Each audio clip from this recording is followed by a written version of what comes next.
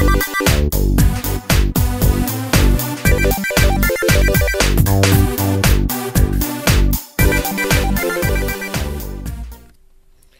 guys, I'm here with a very little handy tip.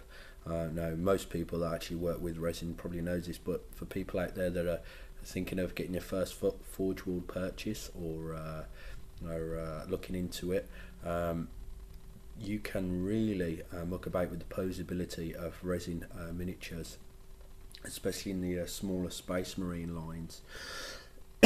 Excuse me, sorry. So yeah, let's just show you with this. Now this is boiling hot water, and I'm just going to dip it in now. You can do it with a hair dryer, and it's best to use tweezers really, but I couldn't be bothered to sift them out of my bits box. I just pronged it with my hobby knife blade there, which is not a good idea because it'll probably dull your blade, but anyway. So I'm just going to hold it in for a few seconds, and just to show you, you know, if you want, I'm going to bend that over a little bit. Let's take it off. See, I've just bent the hand. Now obviously that will set and that won't budge at all, but I'm just gonna pop it back in. Let's just do the other part there. Watch my fingers, I don't want to burn them. That's scalding hot water, that is.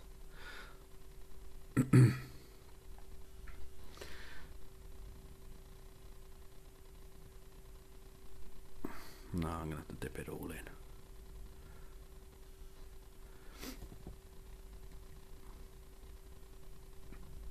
But I'm going to show you the reason why this is actually a really good thing to do, because actually I read on a forum not long back from Daka Daka, I cannot remember who reviewed it, but they reviewed the armour sets and they turned around and said that they're beautiful miniatures but they lack posability because of there's only 2 leg options and 1 real arm option, but there we go. I'll just leave that for a few seconds. And you can, like I say, you can twist the hands at the ball joints. I mean, obviously you can only hyperextend them so much before you cause, you know, problems, but you can do quite a lot of posing. There you go, and that's set, that is. So in reality, when you're actually working with Forgeworld miniatures, you have a lot of scope for posability. Okay, so white background on one arm for 2 minutes is too long, so I'm going to cut it here. I'm going to come back with some much cooler stuff. So yeah, just a little tip to let you know that if you're lacking posability with your resin Forgeworld minis, pop them in some heat and muck about with them. Okay, back in a sec.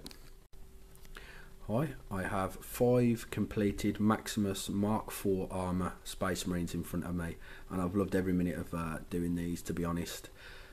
I mean, if you're like me and you're like an absolute sucker for detail, I'm so nerdy when it comes to it. I love it, and these Forgeworld Space Marines are so detailed that they really are cool.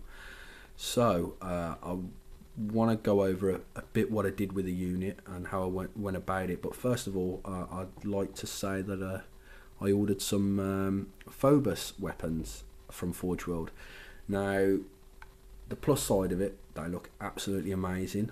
The negative side of it, if you like, or the minus side, is the fact that I think they're quite expensive for what you get. But I know I'm going back on what I just said a second ago.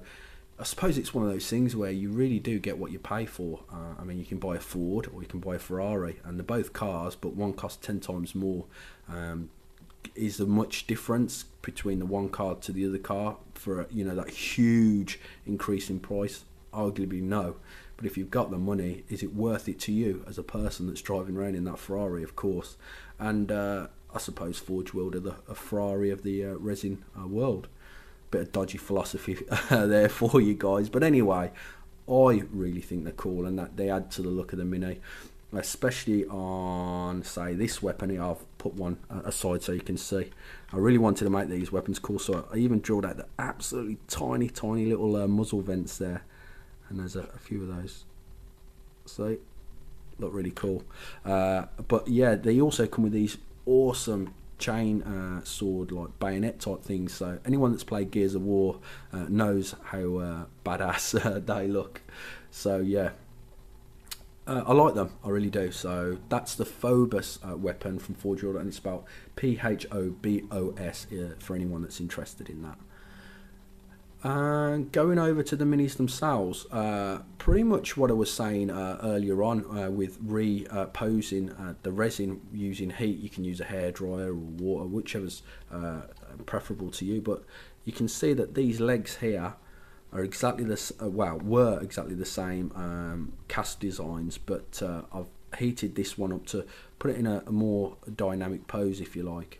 So that's the posability that you're afforded with resin, which I think's awesome. There's nothing better than being able to make something your own by designing it how you like. And we're going over to this dude now. Oh god, I had a nightmare with this guy, and it's all my own fault. I was putting the banner up because I thought, how cool, this is one of the best banners out there at the moment. I personally believe this, and I think the Grey Knights banner that's in their new box kit it's beautiful. So a beautiful banner to go with exquisite miniature. So yeah, so let's go over what went wrong. Laziness, that's what went wrong. I didn't pin the banner to the arm, and it wouldn't set, and it kept falling off, and it was weak. And basically I made a right job of it. So many expletives later, and I decided, yep, stop doing that and pin it. And then after pinning it, which probably took me 5 minutes, it glued straight away instantly. Nice hard bond. But in the process of me making a right job of it, I'd sort of like mangled his hand like it had just been chewed off. So I had two options: start it all over again and just jump off a tall building, or come away and try and think of what to do. So I green stuff now. My green stuffing's not the best, guys. I don't even claim that it's half decent, but yeah, it'll do the job. And once it's painted and there's some nice scroll work put on it, it should look pretty cool. And like I say, it's going to hide some of that dodgy mangled hand nicely. Right, let's go on to the Sarge. I really love the pose that I was able to get out of this guy. I straightened the arm because I obviously had to put a power fist on, so again it would have looked stupid if the bolter was actually pointed in towards his chest. So I put him in like a running pose, like he's just stamping over a beaten up old rhino or whatever it is. It looks cool. And the top knot is really I looked out on this one. I was looking in my bits box, and ages ago I had a Captain Sicarius. Well, I don't know whether I had two or something, but anyway, I managed to find two of the helmets that was from that guy, and I've converted this one by getting rid of the Ultramarine logo and putting a tiny little blood drop that I cut off a Blood Angel's bolt gun. And yeah, it looks the part, it really does. So yeah, I looked out there, and that is pretty much the Mark IV Maximus armor in a nutshell, really. What do you think, guys? Do you like the look of these? Would you go out and purchase these? I mean, personally, like I say, they are the Ferrari of the miniature world. They really are super detailed.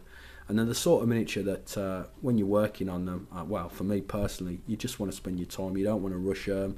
You want to drill out all the vents and the muzzles, get rid of all mould lines, and appreciate them for what they are. Pretty much mini little works of art that have been sculpted.